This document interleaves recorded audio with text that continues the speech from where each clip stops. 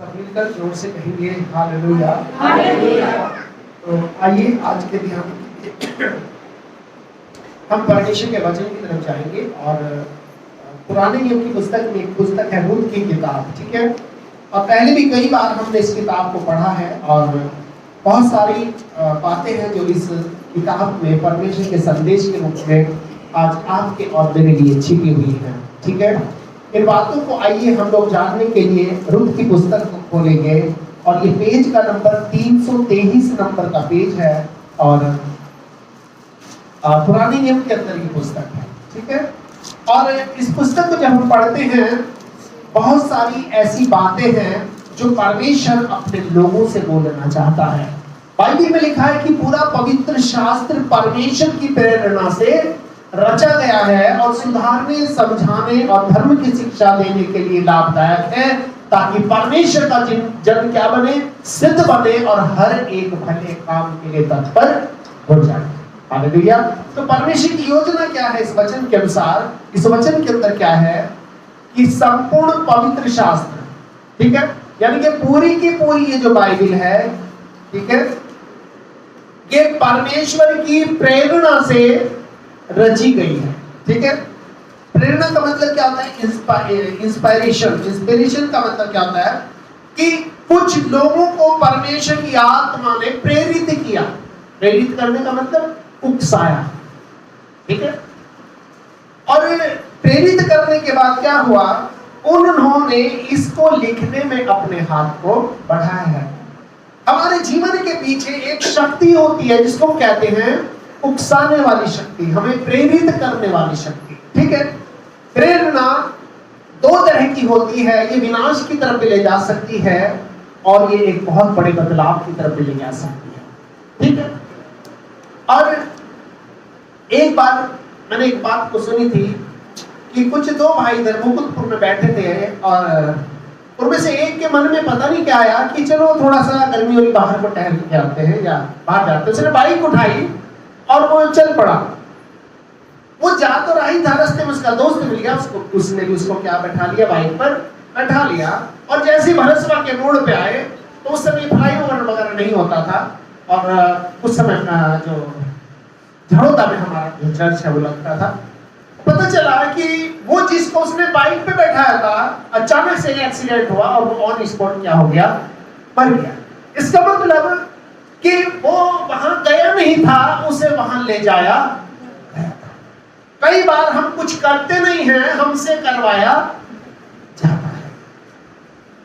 और ये कौन करता है? कोई चीज है जो हमें अंदर से क्या करती है, प्रेरित करती है, हमें उकसाती है। कई बार बैठे बैठे मन में आने लगता है कि यार चलो वहां जाके घुमाते हैं, चलो उसको फोन ही कर लेते हैं। ये क्या हो रहा है?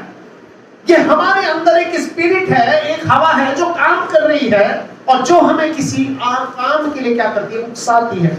और बाइबल में लिखा है संपूर्ण पवित्र शास्त्र परमेश्वर की प्रेरणा से रचा गया है, यानी कि इसको लिखने के लिए खुद परमेश्वर ने कुछ लोगों को उकसाया है, उनको प्रेरित किया है, जिन्होंने परमेश्वर की आवाज को इसमें लिख करके बंद कर दिया है। हालेलुया।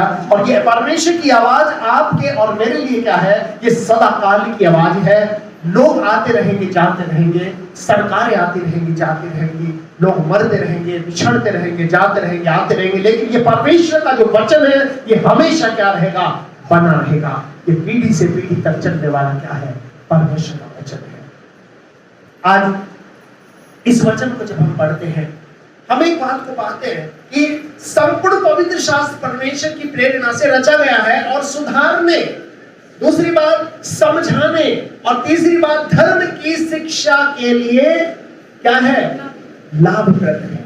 और क्यों लाभप्रद है? ताकि परमेश्वर का जन क्या बने, सिद्ध बने और हर एक भले काम के लिए क्या हो जाए, तत्पर हो जाए, कि तैयार हो जाए, एकदम तैयार हो। तैयार कौन होगा? एक भला काम क्या होता है कि चलो भाई आज 1000 गरीब लोगों को खाना खिला के आते हैं, तो कौन खिला पाएगा? जिसको परमेश्वर ने ये ताकत दी हो। समझ रहे हो? कुछ लोगों को परमेश्वर ये ताकत देता है, हिम्मत देता है, किसी की हेल्प करना, किसी की मदद करना हर एक के बस की बात नहीं होती है। यहां से होता है कहां से होता है? अंदर से। और अंदर कौन रहता है? हमारा परमेश्वर। आज बहुत सारे लोग हैं जो किसी की हेल्प करने के लिए, मदद करने के लिए आगे नहीं रहते। हाँ, जब उनकी बारी आती है तो वो दुनिया में ढूंढते हैं कि कोई हमारी मदद करे। लेकिन ध्यान रखना, इस दुनिया में सबसे बड़ा मददगार हमारा कौन है? परमेश्वर। अब जब तक परमेश्वर आपके साथ है तब तक आपके जीवन एक समझो कि आशीषित जीवन है। और प्रभु से अगर आप दूर हो गए तो आपका जीवन आशीषित जीवन नहीं रहेगा। ये रूत की किताब एक ऐसी परिस्थितियों में लिखी हुई किताब है कि जिस वक्त इस्राएल के अंदर क्या था, सभी लोग अपने मन माने ढंग से अपने जीवन को जीते थे। कोई किसी की बात नहीं मानता था। ना बच्चे माँ बाप की बात मानते थे और ना माँ बाप अपने माँ बाप की बात मानते थे। ना कोई सरकार थी, ना कोई सरकारों की बात को मानता था। बस हर आदमी अपनी मर्जी का मालिक था कि जो मैं कह रहा हूं वो सही है और जो दूसरा कह रहा है वो क्या है? गलत है। रूत की किताब जब शुरू होती है, इससे पहले एक किताब खत्म हो रही है जिसको क्या बोलते हैं? न्यायियों की पुस्तक। और इस किताब जहां ये खत्म हो रही है, इसका आखिरी वचन हम लोग पढ़ेंगे। न्यायियों की पुस्तक का सबसे आखिरी वचन क्या लिखा है उसमें? उन दिनों में इस्राएलियों का कोई राजा, कि उन दिनों में इस्राएलियों का कोई राजा नहीं था। उन दिनों में एक तरह से विश्वासियों के ऊपर कोई नहीं था। इस्राएलियों का कोई राजा नहीं था, कोई प्रभुता उनके ऊपर नहीं थी। और आगे क्या लिखा है? जिसको जो ठीक जान पड़ता था, जिसको जो ठीक जान पड़ता था वैसा ही वो करता था। हर आदमी अपने मन की मर्जी को चलाता था। और आज दुनिया में शैतान यही चाहता है कि हर आदमी अपने मन की मर्जी से जीना चाहता है। चाहे वो आपके बच्चे हो, चाहे वो आपका पड़ोसी हो, चाहे वो आपके भाई बहन हो, आपका माता पिता। दुनिया में हर एक व्यक्ति जो है किसी की अधीनता को स्वीकार करना नहीं चाहता। हर एक इंसान चाहता है कि मैं अपनी मर्जी का मालिक हूं, अपनी मर्जी से अपनी जिंदगी को जीऊंगा। लेकिन प्रभु का वचन कहता है कि मूर्ख, अगर आज ही की रात को तेरा प्राण तेरे से ले लिया जाएगा तो ये सारा कुछ जो तूने दुनिया में इकट्ठा किया है ये फिर किसका होगा? प्रियो, बाइबल में लिखा है कि मनुष्य के प्राण की जो कीमत है परमेश्वर की नजर में बहुत ज्यादा है। और इसलिए ध्यान रखना, हमें कभी भी अपने किसी चीज के ऊपर घमंड नहीं करना।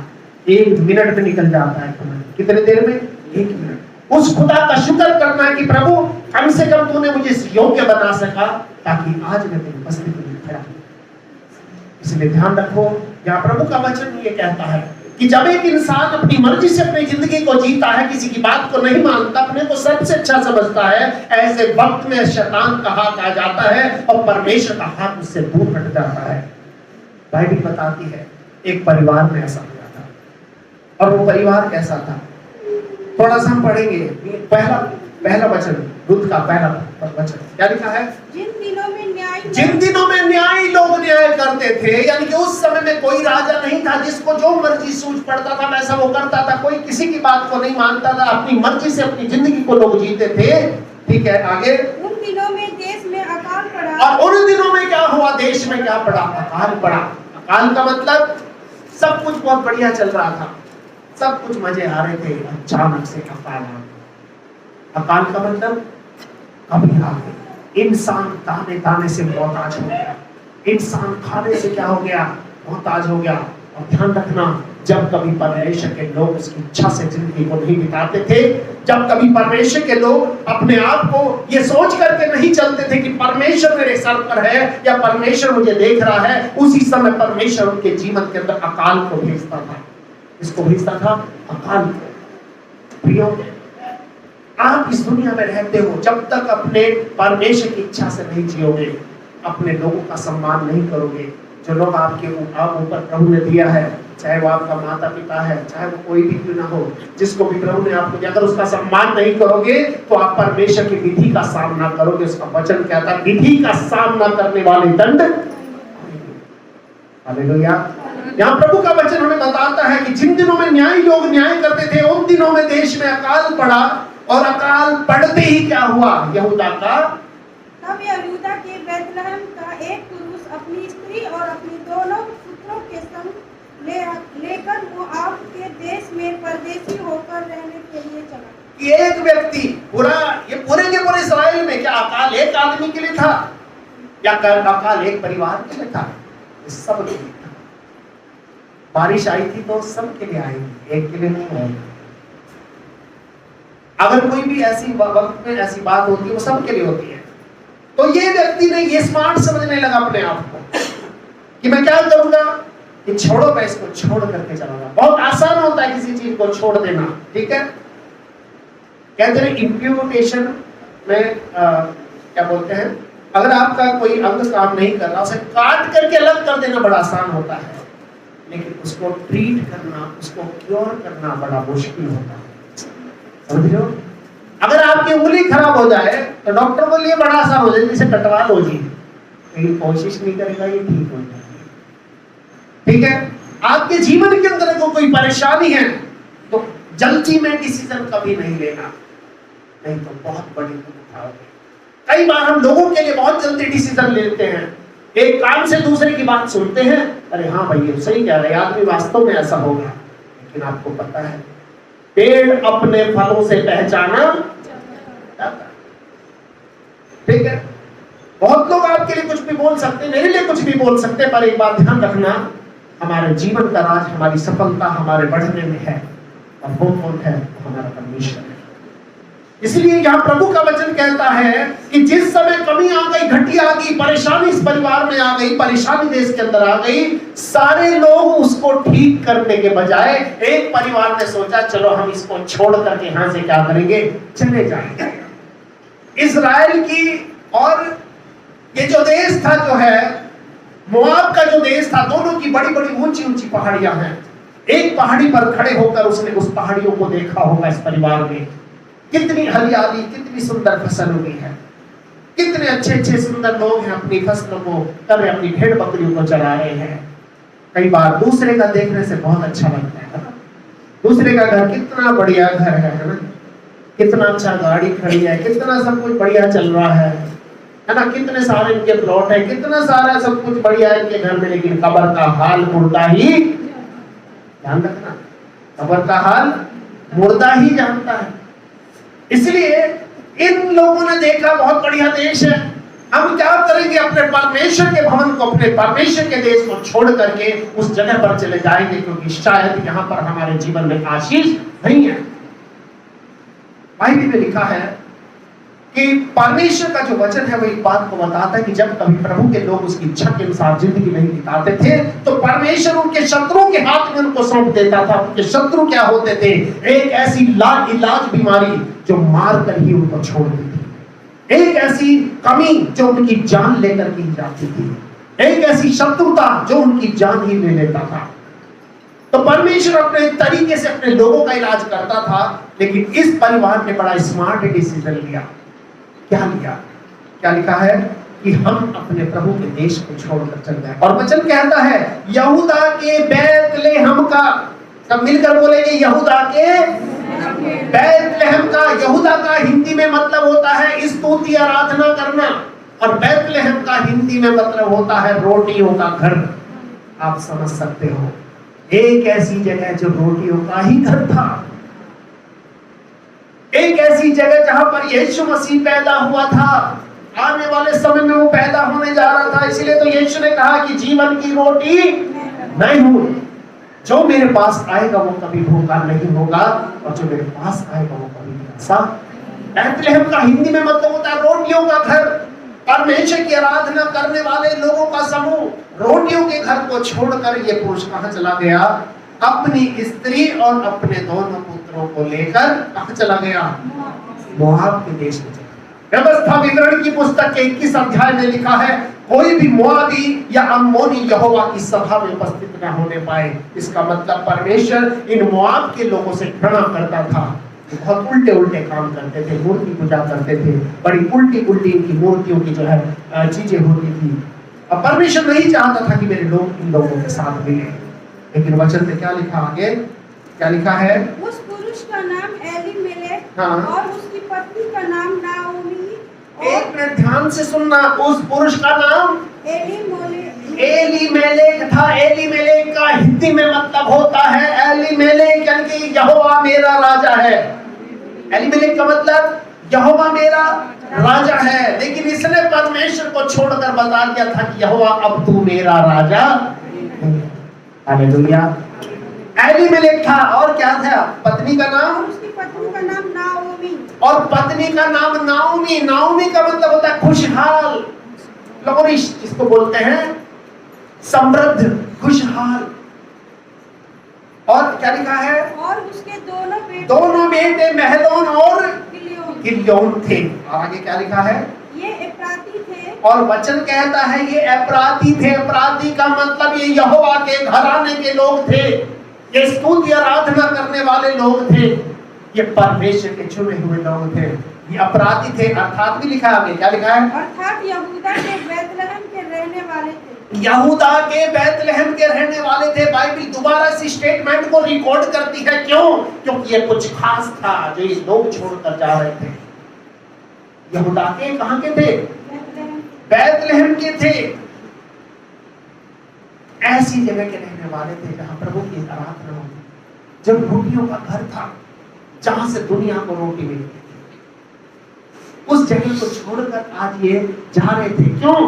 क्योंकि इनको शिकायत थी कि प्रभु शायद तू हमारी प्रार्थना को नहीं सुन रहा है, शायद तू हमारे साथ नहीं दे रहा है। कई बार हमारे जीवन में समय आता है, हमें लगता है शायद प्रभु हमारी प्रार्थना को नहीं सुन रहा, शायद प्रभु हमारे से दूर हो गया है। लेकिन प्रियो, एक बात का ध्यान रखना, आज आप यहाँ पर हो अपनी मर्जी से नहीं हो, परमेश्वर की मर्जी से हो। और अगर उस रोटियों के देश को, उस परमेश्वर की उपस्थिति को छोड़कर आप कहीं जाओगे तो फायदे में नहीं रहोगे। आगे क्या लिखा है? क्या लिखा है? वे मोआब के देश में आकर वहां रहे। और वे मोआब के देश में आकर वहां रहे, देश में आ गए। यानी कि अब उन्होंने डिक्लेयर कर दिया कि यहोवा अब तू हमारा राजा नहीं है। मोआब के अंदर बाल देवता की पूजा होती थी। वो कहते थे बाल देवता हमारा राजा है। तो आगे क्या लिखा है? और नाओमी का पति एलीमेलेक मर गया। जानते ही सबसे पहला कांड इस परिवार में क्या हुआ कि नाओमी का पति एलीमेलेक मर गया। क्यों मर गया? क्योंकि अब यहोवा उसका राजा नहीं था। पहला कांड क्या हुआ? परिवार का मुखिया सबसे पहले मर गया। बाइबल में लिखा है कि मैं चरवाहे को मारूंगा और भेड़ें तितर-तितर बुझाएंगी।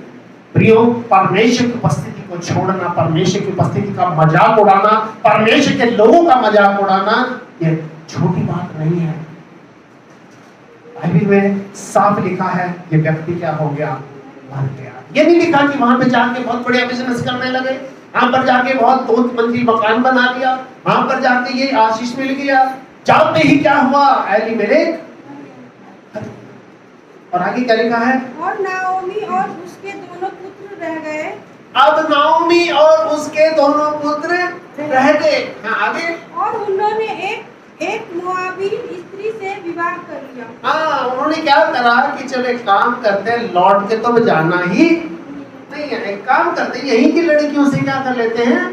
शादी कर लेते हैं और इस बहाने हमें नागरिकता भी मिल जाएगी। इस बहाने हमें नागरिकता भी मिल जाएगी। और यहाँ पर मोआब का जो देश था, ये एक ऐसा देश था, हर आदमी यहाँ सेटल होना चाहता था क्योंकि यहाँ पैसा अच्छा मिलता था। यहाँ उल्टे सीधे काम सब लीगल थे, सब जायज थे। लेकिन यरूशलेम में किसी ऐसी जगह थी जहां पर कोई उल्टा सीधा काम जायज नहीं था, और इसलिए सारे लोग यहाँ सेटल होना चाहते थे, यहाँ बसना चाहते थे। आज भी दुनिया के अंदर आप देखोगे, अमेरिका, इंग्लैंड, कनाडा, ऑस्ट्रेलिया, हर आदमी वहां पर जाना चाहता है, सेटल होना चाहता है। और उनकी सबसे पहली प्रायोरिटी क्या होती है? यहाँ पर हमारी किसी लड़की से या लड़के से क्या हो जाए और हमें यहाँ की क्या मिल जाए? नागरिकता मिल जाए। उसके बाद हम यहाँ पर पक्के हो जाएंगे। या तो एक तरीका ये है, या दूसरा तरीका वो है कि वहां जाकर अपने पासपोर्ट को फाड़ करके फेंक देना, उसमें आग लगा देना। सरकार जब आपसे पूछने आती है आप कौन हो, आप कह दो जी पता नहीं है कौन है, हमारा तो दिमाग खराब हो गया, मतलब मेंटल अपने आप को घोषित कर दो।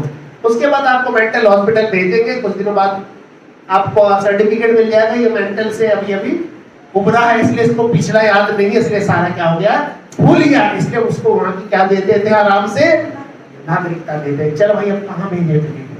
ना तो तेरा कोई सबूत रहा है, ना कि आना रहा है, ना जाना रहा है, तू यहीं पे रह। तो जब मैं इंग्लैंड में था तो बहुत लोगों ने ये काम किया था, पर मैं ऐसे 6-7 लोगों को जानता हूँ जिन्होंने ये काम किया था, पर आज वो दुनिया में नहीं है। वो ये सोच कर गए थे बहुत अच्छा घर बसाएंगे, बहुत पैसा कमाएंगे, बहुत ये करेंगे, पर प्रियो, मैं आपको ये बताना चाहता हूं, आज आपको जहां पर भी जन्म दिया है, ये आपकी अपनी मर्जी से आप नहीं आए। किसने दिया है? परमेश्वर। जहां पर भी आपको भेजा है, परमेश्वर ने भेजा है। और बाइबल में लिखा है कि जिस देश में मैंने तुमको बंधुआ कराकर भेज दिया है, उस देश के कुशल का क्या किया करो? यत्न किया करो। उस देश के लिए निमित्त यहोवा से प्रार्थना किया करो, क्योंकि उस देश के कुशल से तुम भी कुशल से। हालेलुया। वचन में लिखा है, इन्होंने एक एक मोआबी बिहारी, चलो अब घर बसाएंगे, छोड़ो बुढ़ा तो मरना ही था, आज मर गया तो कोई बात नहीं, अब आगे का देखी जाए। आगे क्या लिखा है? हाँ, एक का नाम ओरपा और दूसरी का नाम रुत था। एक का नाम ओरपा था और दूसरी का नाम क्या था? रुत था। हाँ, आगे। फिर वे वहाँ कोई 10 वर्ष रहे। फिर वे वहाँ 10 साल। जब परमेश्वर ने कहा, ठीक है भाई, अब तुम यहाँ आ गए हो, रहने लगे हो, कोई बात नहीं। 10 साल परमेश्वर ने वक्त दिया। 10 आज्ञाएं, हर आज्ञा परमेश्वर हर साल याद दिलाता होगा। परमेश्वर के ये नाव में थी, ये अपनी बहुओं को अपने प्रभु के बारे में बताती होगी। हमारा परमेश्वर इतना महान, हमारा परमेश्वर इतना विशाल था। अपनी बहुओं को बताती, सब कुछ करती होगी, लेकिन यहोवा का हाथ इस परिवार के ऊपर था। आगे क्या लिखा है? जब महलोन और किलियोन दोनों मर गए। जब महलोन और किलियोन क्या हो गए? ये भी दोनों मर गए। यानी कि 10 साल तक परमेश्वर ने सबर रखा, अगर लौट करके जाना चाहता है तो चला जा, लेकिन ये लौट करके नहीं गए। इन्हें ये जिंदगी अच्छी लग रही थी, इनको इस तरह का माहौल अच्छा लग रहा था, इनको ऐसा बहुत ही बढ़िया लगने लगा था। 2 दिन लोग हैं जिनको मैं जानता हूँ, वो कुछ दिन अमेरिका क्या हो करके आ गए, उनकी तो लोगों से बात करने का तरीका ही बदल गया। वो अपने को ये शो करना चाहते हैं कि देखो हम तुम्हारे से क्या हो गए, अलग हो गए। मैं कहा भाई तू 6 महीने रह के आया, तू 6 महीने में अलग हो गया। लोग सालों सालों बिता के आ जाते हैं, उनकी भाषा तक नहीं बदलती। हमारे यहाँ पर भी बसंती जी हैं, आज तक बिहार की भाषा बोलती हैं, दिल्ली में आज तक बदल ही नहीं पाई। क्यों? कुछ लोग इतराते हैं। इतराने का मतलब समझते हो? अपने को दिखाते, देखो हम, दूसरों को लगे हम बाहर होके आ गए। अरे भाई बाहर होके आ गए क्या? कोई बड़ा काम कर दिया क्या? होकर आगे ठीक है, प्रभु को धन्यवाद दो, मैं जिंदा गया और जिंदा आ गया। समझ रहे हो? बाहर लोगों को जब कानून मारता है तो कलम से मारता है। किससे? कलम से मारता है। उनको हाथ पैर या वैसे नहीं मारता है, ध्यान रखना। और वहां की सजाएं भी बहुत सख्त होती है। इसलिए यहाँ प्रभु का वचन हमें बताता है, जब महलोन और किलियोन दोनों मर गए तो क्या हुआ? तब नाओमी अपने दोनों पुत्रों और पति से रहित हो गई। तो दोनों पुत्रों और पति से क्या हो गई? कितने लोग आए थे? 2 बेटे आए थे, पति आया था, पत्नी आई थी, सब कुछ तबाह हो गया। क्योंकि बाइबल में लिखा है कि जो तुझे श्राप देगा उसको मैं, इसका मतलब ये लोग वहां गए थे, एक तरह से परमेश्वर को घोष करके गए थे कि तू हमारी जरूरत शायद पूरी नहीं कर पा रहा है, इसलिए अब हम अपनी जरूरत खुद से पूरी करेंगे। तो कई बार हमारे जीवन में, परिवार में, हमारी कलीसिया में बहुत सारी चीजें हो सकती है, हमारे मन के अनुसार ना हो, लेकिन हमें क्या करना है? प्रभु से प्रार्थना करना है। क्योंकि हर आदमी के मन के हिसाब से अगर होगा तो फिर किसी के हिसाब से नहीं हो सकता। हमें उस हिसाब से करना जिस हिसाब से प्रभु का मन कहता है। हालेलुया। यहाँ प्रभु के वचन में लिखा है कि फिर वो अपने दोनों पुत्रों और पति से क्या हो गई? रहित हो गई, मतलब उनके बिना हो गई, अब अकेली पड़ गई। जितने लोग आए थे लौट कर, बड़े सपने देखे होंगे, चलो भाई जल्दी जल्दी चलते हैं, बढ़िया घर बसाएंगे, बेटों को बिहा देंगे, बेटियों को बिहा देंगे, ये कर देंगे, वो कर देंगे। लेकिन आगे हम इस बात को पढ़ते हैं, क्या लिखा है? तब वह मोआब के देश में यह सुनकर कि यहोवा ने अपनी प्रजा के लोगों की सुधि लेके उन्हें भोजन वस्तु दी है। बड़े ध्यान से पढ़ेंगे। तब वो मोआब के देश में ये सुनकर, मतलब क्या परमेश्वर ने अब तक लोगों को भूखा मार रखा था? क्या कोई इतने 10 सालों तक भूखा बैठा रहेगा? हो सकता है एक दिन आपके घर में खाना ना बने और क्या दूसरे दिन खाना नहीं बनेगा? ऐसा कभी नहीं हुआ होगा। जिस दिन आपके घर में हो सकता है किसी कारण एक दिन आपने ना बनाया हो और आपके पेट में खाना जरूर बन गया होगा। हालेलुया। ये पूरे के पूरे लोग ये सुनकर, इसका मतलब अब इसने अपने कान को अपने देश की तरफ करा था, अब इसने खुदा की आवाज की तरफ अपने कान को लगाया था। क्यों? अभी तक ये दूसरे रंग में रंगी हुई थी, अभी तक ये सोच रही थी कि शायद यहीं से सब कुछ होगा, लेकिन इसने देखा अब तो यहाँ अंधेरा है, अब यहाँ कुछ भी नहीं हो सकता। उसके बाद ये सोचकर, ये सुनकर कि यहोवा ने अपनी प्रजा के लोगों को सुधि लेकर भोजन वस्तु दी है, अब इसे पता चल भैया वहां जल्दी भागो, वहां पे तो खाना मिलना शुरू हो गया। इसका मतलब क्या है? क्या 10 साल तक वहां लोग बिना खाने के बैठे रहे होंगे? लोग खाते पीते होंगे, पेट भरते होंगे, लेकिन इसका ध्यान अभी तक वहां नहीं था। प्रियो, कई बार हमारा ध्यान दिलाने के लिए परमेश्वर हमारे जीवन के अंदर कुछ समस्याओं को, कुछ पीड़ाओं को, कुछ परेशानियों को लेकर आता है।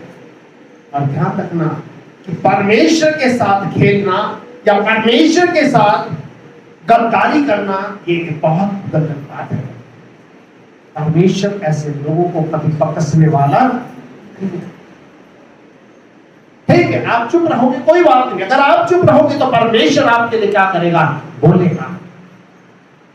यहां पर क्या हो रहा है कि अब इसको सुनाई दिया कि भाई अब तो वहां खाना पीना मिल रहा है, तो एक काम करते हैं, उस देश में वो अपनी दोनों बहुओं समेत लौट जाने को चले। अब ये वहां चली गई। ठीक है, अब आगे क्या लिखा है? अब उसने एक मीटिंग बुलाई, मतलब एक तरह से दोनों बहुएं निकली, और अब उन्होंने क्या करा? उस देश का मार्ग लिया, यहूदा देश का क्या लिया? मार्ग लिया। आगे क्या लिखा है? हाँ, अतः वह अपनी दोनों बहुओं समेत हाँ, उस स्थान से जहाँ से रहती थी निकली, और उन्होंने यहूदा देश को लौट जाने का मार्ग लिया। हाँ, तब नाओमी ने अपनी दोनों बहुओं से कहा, हाँ, तुम अपने अपने मायके लौट जाओ। कि भाई बहुओं, तुम एक काम करो, तुम तो भी जवान हो, तुम इस देश की रहने वाली हो, तुम वापस अपने घर चले जाओ, क्योंकि अब मेरे पास कुछ भी नहीं है, मेरे पास कुछ भी नहीं है। जो था मैं सब कुछ छोड़ के आ गई, बेटे भी नहीं है, मेरा कोई आगे परिवार भी नहीं है, तुम मेरे साथ क्या करोगे? आगे क्या लिखा है? और जैसे तुमने उनसे जो मर गए हैं और मुझसे प्रीति की है, वैसे ही यहोवा तुम्हारे ऊपर कृपा करे। हाँ, यहोवा ऐसा करे कि तुम फिर अपने अपने पति के घर में विश्राम पाओ। हाँ, तब उसने उनको चूमा और वे चिल्ला चिल्ला कर रोने लगी। हाँ, अब एक बिछड़ने की घड़ी आ गई थी। दोनों बहुएं खूब चिल्ला के रोई, लेकिन किसका चिल्लाना असली था और किसी का चिल्लाना नकली था? क्या लिखा आगे? और उससे कहा, हाँ, निश्चय हम तेरे संग तेरे लोगों के पास चलेंगे। हाँ, नाओमी ने कहा, हे मेरी बेटियों, लौट जाओ, तुम क्यों मेरे संग चलोगी? हाँ, क्या मेरी कोख में और पुत्र हैं जो तुम्हारे पति हो? हाँ, हे मेरी बेटियों, लौट कर चली जाओ, हाँ, क्योंकि मैं पति करने को बूढ़ी हूँ। हाँ, और चाहे मैं कहती भी हूँ कि मुझे आशा है, और आज की रात मेरे पति होता भी तो और मेरे पुत्र होते तो क्या तुम उनके सियाने होने तक आशा लगाए रहती और उनके निमित्त पति करने से रुकी रहती? मेरी बेटियों, ऐसा ना हो, क्योंकि मेरा दुख तुम्हारे दुख से बहुत बढ़कर है। क्योंकि तुमने तो सिर्फ पति खोया है, मैंने तो पति और बच्चों दोनों को खोया है। तुमने तो सिर्फ पति को खोया है, मैंने पति को भी खोया है, मैंने बच्चों को भी खोया है, और सबसे बड़ी बात, उस रखवाले प्रभु को भी खो दिया। देखो यहोवा का हाथ मेरे विरुद्ध। हाँ, देखो यहोवा का हाथ मेरे विरुद्ध उठा है। इसलिए देखो यहोवा का हाथ मेरे विरुद्ध उठा है। हाँ, तब वे फिर से उठी, हाँ, और ओर्पा ने तो अपनी सास को चूमा, हाँ, परंतु रूथ उससे अलग ना हुई। हाँ, एक तो बात समझ में आ गई, भैया बुढ़िया के पास कुछ मिलने वाला, इसलिए चुपचाप निकल जाओ। जो फॉर्मेलिटी थी उसको पूरा किया, रोना पीटना हुआ, ये चली गई, लेकिन रुत उससे अलग ना हुई। तब उसकी सास ने कहा कि देख तेरी जेठानी तो लौट कर चली गई है, इसलिए अब तू भी लौट जा। आगे क्या लिखा है? इसलिए तू भी अपनी जेठानी के पीछे लौट जा। हाँ आगे। रूत बोली, हाँ। तू मुझसे यह विनती न कर, तू मुझसे ये विनती ना कर कि मुझे त्याग या छोड़कर लौट जा, कि मुझे त्याग या छोड़कर लौट जा, क्योंकि तू जिधर जाएगी हाँ। उधर मैं भी तू जाऊंगी, जहाँ जाएगी वहाँ मैं भी जाऊंगी, और जहाँ तू टिके वहीं जहाँ मैं भी तू टिकेगी वहाँ मैं भी टिकूंगी। तेरे लोग मेरे लोग तेरे होंगे, लोग मेरे लोग होंगे, और तेरा परमेश्वर मेरा और परमेश्वर सबसे होगा। बड़ी बात यह है कि तेरा परमेश्वर अब मेरा परमेश्वर होगा। हालेलुया। हालेलुया। ये रुत का निर्णय था।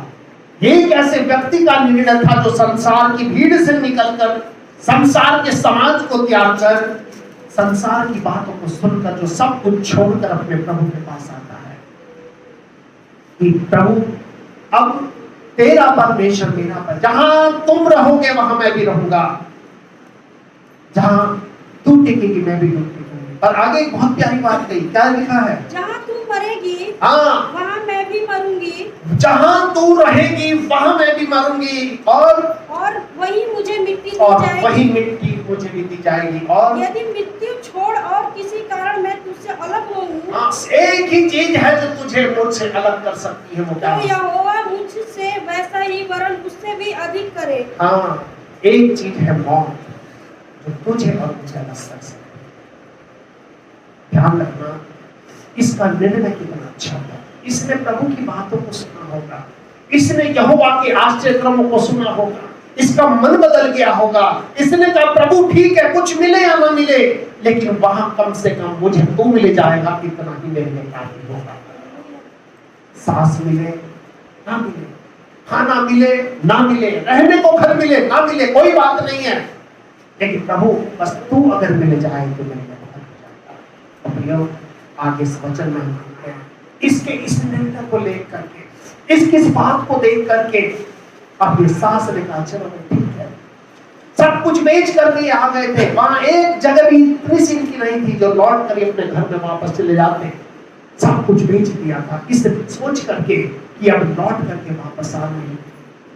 लेकिन प्रभु ने ऐसा मजबूर कर दिया कि इनको लौट करके आना ही पड़ेगा। हालेलुया।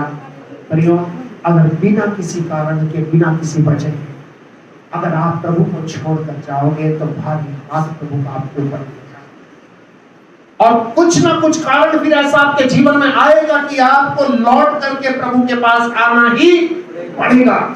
और इस वचन के अंदर हम इस बात को पढ़ते हैं कि ये दोनों आ गए, इतना बड़ा देश है, और इस देश का एक नियम था कि एक दो महिलाओं को पालने के लिए, उनको घर में रखने के लिए, घर में अंदर घुसाने के लिए उनका कोई रिश्तेदार होना बहुत जरूरी था। समझ रहे हो? इन्होंने अपनी नागरिकता को खो दिया था, सब कुछ बेच दिया था, यह सोचकर कि अब आनंद और शांति में अपनी जिंदगी को बिताएंगे। आज पंजाब के अंदर लाखों लोग जो हैं अपनी अपनी जमीनें बेच करके कई कई लाख रुपए थैले में भरकर एजेंटों के पास ले जाते हैं कि मुंडे को अमेरिका भिजवा दो, लड़के को इंग्लैंड सेटल करा दो, लड़के को ऑस्ट्रेलिया सेटल करा दो, सब कुछ बेच देते हैं। और बाद में खबर आती है, एक व्यक्ति के बारे में जानता हूं, सुरजीत नाम है उसका, और वो व्यक्ति आज से 6 साल पहले अमेरिका गया था, और जाने के 7वें महीने के बाद क्या आ गई खबर, आ गई ये व्यक्ति मर गया। क्यों मर गया? ड्रग लेना उसने शुरू कर दिया था। तो जितना पैसा उसको भेजने में उस समय करीब 30-40 लाख रुपए उसके घर वालों ने लगाए थे, वो पैसे कहां गए? खत्म हो गए। आदमी खत्म तो ऐसा खत्म। तो इसलिए प्रभु का वचन कहता है कि किसी मनुष्य का जीवन उसकी संपत्ति की बहुतायत से नहीं होता। इसलिए ध्यान रखना, हमारी सबसे बड़ी संपत्ति हमारा परमेश्वर। हालेलुया। ये हमेशा ध्यान रखना, प्रभु सब कुछ हट जाए, सब कुछ चला जाए, लेकिन तू साथ रहना बहुत जरूरी है। इसलिए प्रभु के वचन में यहाँ लिखा है, इतना बड़ा देश है, ये दोनों सास है, बहू है बेचारी, कहां जाएं, किसके पास जाएंगे? इतने बड़े देश के अंदर इतने बड़े जगह में कहां किसको ढूंढेंगे, कहां रिश्तेदार, इतने साल हो गए, 10 साल तो ये बच्चे बड़े हो गए, 10 साल के बाद तो शादी हुई थी, 10 साल तो शादी तक रहे, 10-15 साल के बाद आपको पता सब कुछ बदल जाता है। अगर 5 साल के बाद आप अपनी ही गली में आओगे, लोगों के घरों के पुताई के रंग बदल जाएंगे, बिल्डिंगों के नक्शे बदल जाएंगे, सड़कें बदल जाएंगी, सब कुछ बदला लगेगा और आपको अपना ही घर पहचानना मुश्किल हो जाएगा। बात सच है। इतने सालों के बाद लौट कर आ रहे थे और आपको मैं बताऊं,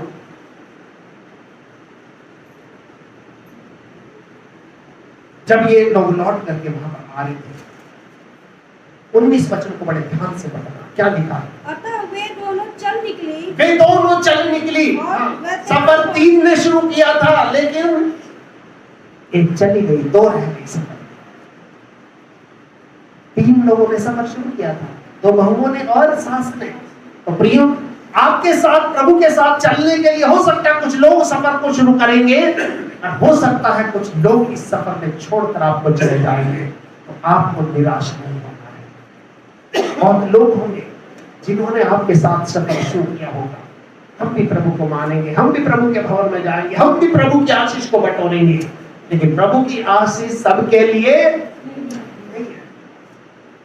आगे इसमें क्या लिखा है? हाँ, उनके बैतलहम पहुंचने पर हाँ, सारे नगर में उनके कारण हलचल मच गई। सारे नगर में उनके कारण हलचल मच गई। और जो पुरानी वाली बाइबल है उसमें लिखा है कुल नगर में उनके कारण धूम मची, ऐसा लिखा है।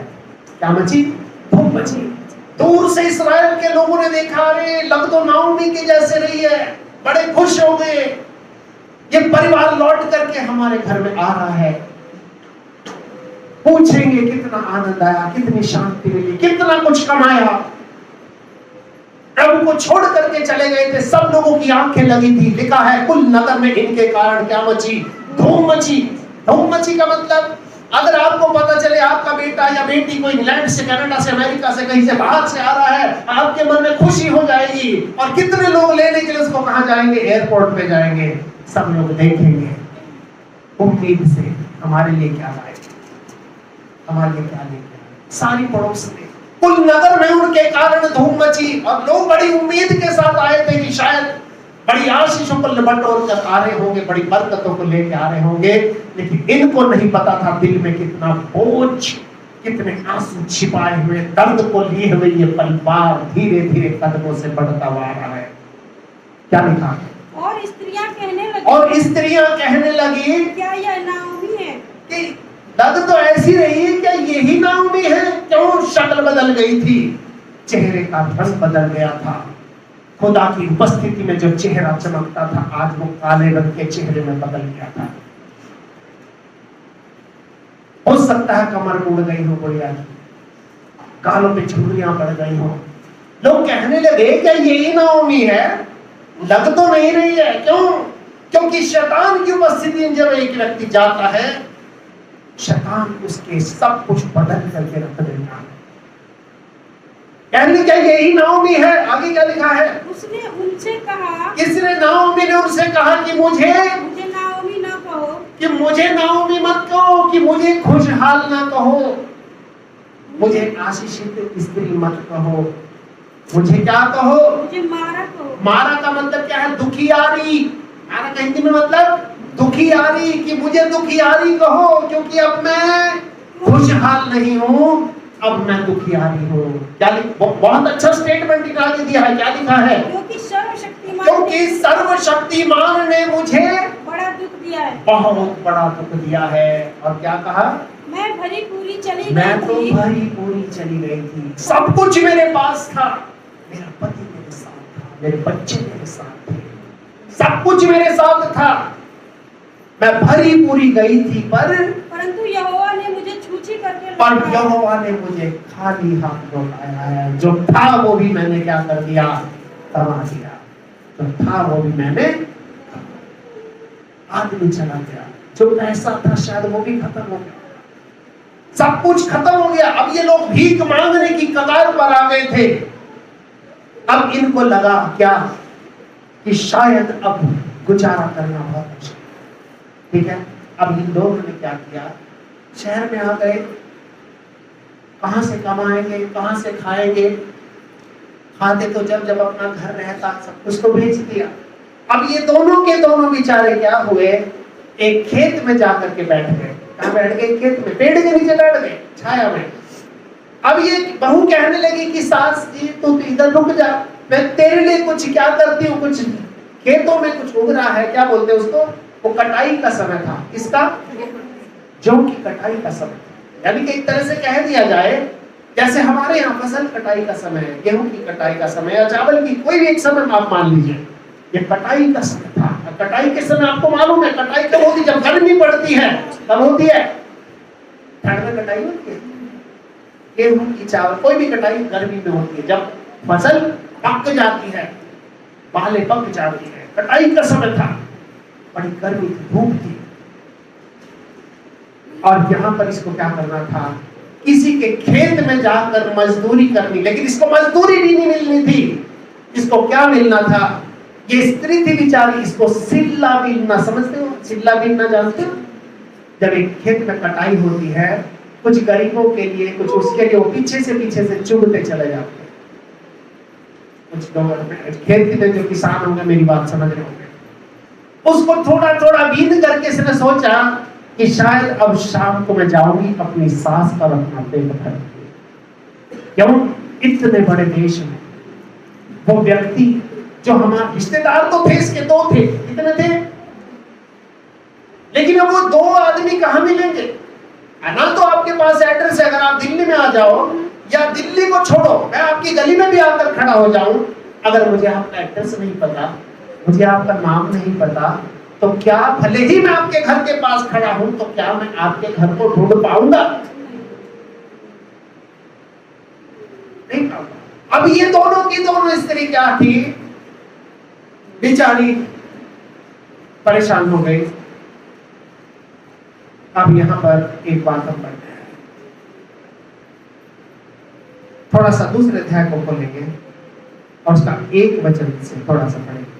नाओमी के पति एलीमेलेक के कुल में उसका एक बड़ा धनी कुटुंबी था। एक बड़ा धनी, ध्यान से सुनना, एक बड़ा धनी कुटुंबी, क्या नाम था उसका? बोआज था। आगे क्या लिखा है? जिसका नाम बोअज था। हाँ आगे। मोआबीन रूत ने नाओमी से कहा, हाँ। मुझे किसी खेत में जाने दे, हाँ। कि जो मुझ पर अनुग्रह की दृष्टि करे। हाँ, जो मुझ पर अनुग्रह की दृष्टि करे, क्योंकि अब मैं मालिक की तो हुई नहीं, भाई हाथ पैर जोड़ लूंगी, किसी के पैर पकड़ लूंगी, भाई कम से कम ऐसा कर, अपने खेत में से मुझे थोड़ा सा चुनने दो। आप समझ सकते हो कैसी हालत हो गई है। नाओमी कह रही है कि सर्वशक्तिमान ने मुझे बड़ा बहुत दुख दिया है, मैं भरी पूरी गई थी, लेकिन यहोवा ने मुझे झूठे करके लौटाया है, सब कुछ खत्म हो गया था। और वचन में क्या लिखा आगे? हाँ, उसके पीछे पीछे मैं सिला बीनती जाऊं, और उसके पीछे मैं क्या करती जाऊं? सिला। और उन दिनों क्या होता है, जो सिला बीनने वाले को डांटते थे, खूब डांटते थे, मारते थे, डांट के भगाते थे, चलो यहाँ से हटो, भागो यहाँ से, खेत में से भागो, समझ रहे हो? कोई इनकी वैल्यू नहीं उस समय। अब जो मुझ पर अपने अनुग्रह की दृष्टि करे, उसी के खेत, उसके पीछे सिला बीनती जाऊं। उसने कहा चली जा बेटी। इसलिए वह जाकर एक खेत में लगने वालों के पीछे बीनने लगी। तीसरे वचन को बहुत ध्यान से पढ़ना। हाँ आगे। इसलिए वह जाकर एक खेत में लगने वालों के पीछे बीनने लगी और जिस खेत में वह संयोग से जिस खेत में वो संयोग से गई थी, बाई चांस, इंग्लिश में एक शब्द आता है बाई चांस, जिस आदमी से मुझे मिलना था बाई चांस वो वहीं पे। हालेलुया। ये बाई चांस कौन करता है? प्रभु के जीवन में चाहता है। जिस खेत में वो संयोग से गई थी, वो खेत उसके कुटुंबी, वह एलीमेलेक के कुटुंबी बोअज का था। हाँ समझ रहे हो? और बोअज बेथलेहम में आकर लगने वालों से कहा, यहोवा तुम्हारे संग रहे। और वे उससे बोले, यहोवा तुझे आशीष दे। तब बोअज ने अपने उस सेवक से जो लगने वालों के ऊपर ठहराया गया था पूछा, यह किसकी कन्या है? जो सेवक लगने वालों के ऊपर ठहराया गया था, उसने उत्तर दिया, वह मोआबीन की कन्या है, जो नाओमी के के संग मोआब देश से लौट कर आई है। हाँ, उसने कहा था, मुझे लवने वालों के पीछे पीछे फूलों के बीच बनने और बाल बटोरने दे। हाँ, और तो वह आई और भोर से अब तक यही है। हाँ। केवल थोड़ी देर तक घर में रही थी। हाँ, तब बोअज ने रूथ से कहा, हे मेरी बेटी, हाँ। क्या तू सुनती है? हाँ। किसी दूसरे के खेत में बीनने को न जाना। कि अब तेरा खेत तुझे मिल गया है, अब किसी दूसरे के खेत में तुझे जाने की जरूरत नहीं है। प्रियो, ये क्या था? आप इस पूरी कहानी को घर जाकर पढ़ सकते हैं। इस कहानी के अंदर आपको एक दर्द मिलेगा, एक पीड़ा मिलेगा, एक ऐसी परेशानी इस कहानी में आपको मिलेगी कि जो समस्या से खुदा ही हल कर सकता है। सब कुछ खोने के बाद, सब कुछ बिखरने के बाद जो फिर से नया बना सकता है, वो कौन है? वो सिर्फ और सिर्फ हमारा परमेश्वर यहोवा है। हालेलुया। ये स्त्री अभी बाद में चलकर इस बोआज की पत्नी बनी। हालेलुया। और इस बोआज के द्वारा एक पुत्र इसको उत्पन्न हुआ जिसका नाम ओबेद था। और बाइबल में अगर आप यीशु मसीह के वंशावली को देखोगे, किसी स्त्री का नाम उसमें नहीं आया, पर रुत का नाम उस वंशावली में आया है। क्यों? क्योंकि परमेश्वर ने इसके समर्पण को देखा। इसने उस समय भी परमेश्वर पर विश्वास किया जब कोई आगे विश्वास नहीं था। इसने ऐसे वक्त में प्रभु के हाथ को पकड़े रखा जब कोई उम्मीद नहीं थी। ये जा सकती थी। सास कह रही थी, भाई देख ले, मेरे पास तो कुछ नहीं है, तुझे जाना, चली जा, मेरे पास ये दुख मिलेगा, ताने मिलेंगे, पता नहीं खाने को भी मिलेगा या नहीं मिलेगा। लेकिन प्रियो, इसने प्रभु के हाथ को पकड़ा। ना सिर्फ पर प्रभु ने इसकी जरूरतों को पूरा किया, पर इसके द्वारा इसके वंश को आगे बढ़ाया।